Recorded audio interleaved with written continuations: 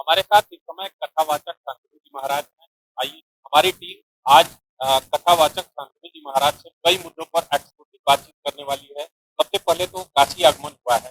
काशी आगमन का काशी आगमन का सदैव उद्देश्य रहता है भगवान काशी विश्वनाथ का दर्शन, माँ गंगा का सानिध्य और काशी वासियों से दर्शन भेंट। उसी निमित्त से हम यहाँ पर आए थे और विशेष निमित्त वास्तव में जाड़ता राजा जो नाटक 26 नवंबर से 21 नवंबर से 26 नवंबर तक काशी हिंदू विश्वविद्यालय में होने वाला है, उसकी तैयारी बैठक के लिए आज का काशी प्रवास।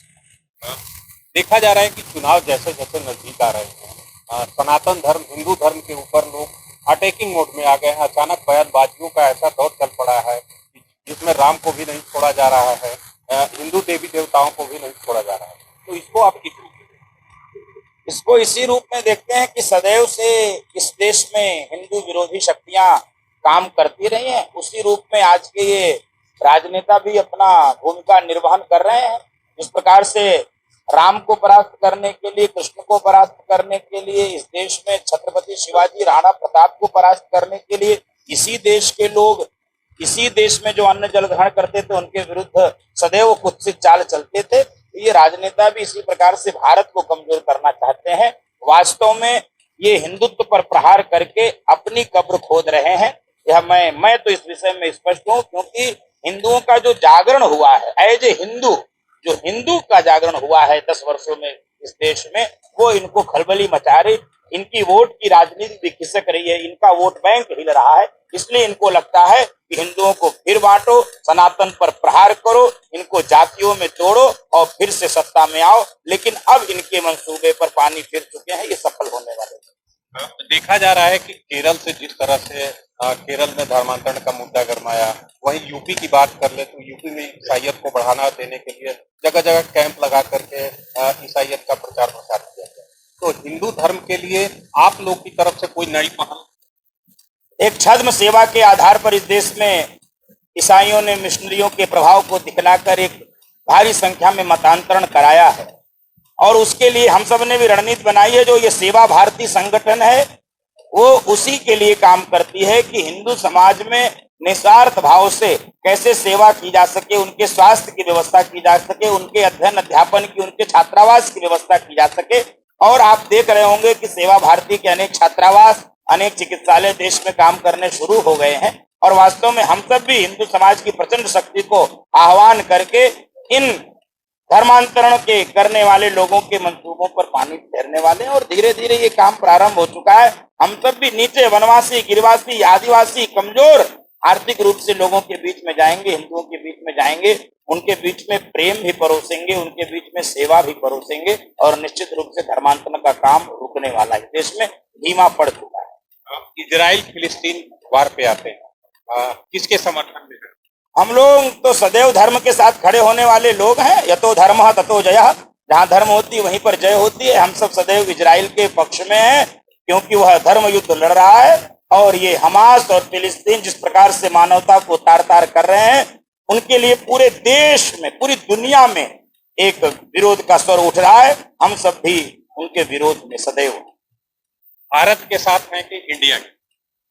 हम तो सदैव भारत के साथ हैं। हम तो उस संविधान के शब्द के भी विरोध में, हम तो संविधान की पंक्ति के भी विरोध में हैं।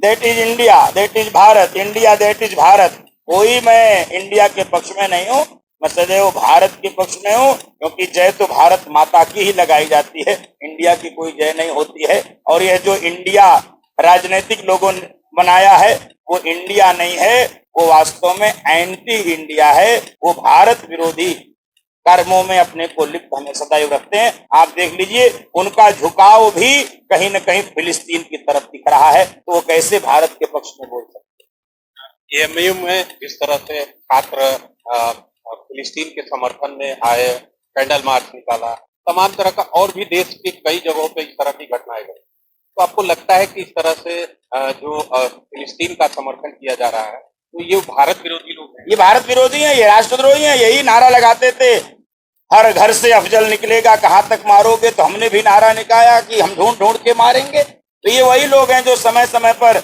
इस प्रकार भारत विरोधी शक्तियों में लिप्त होते हैं। इनको अफजल खां की फांसी नहीं सुहाती है, इनको इस प्रकार के आतंकवादियों के प्रति अपना रक्त दिखता, अपना खून दिखता है, ये उसके हिमायतदार बन के खड़े हो जाते हैं। आज वही लोग फिलिस्तीन के पक्ष में खड़े हो गए हैं, वही लोग भारत के झंडे जलाते हैं, वही लोग राष्ट्र को तोड़ने की बात करते हैं, बार बार तोड़ने की बात करते हैं।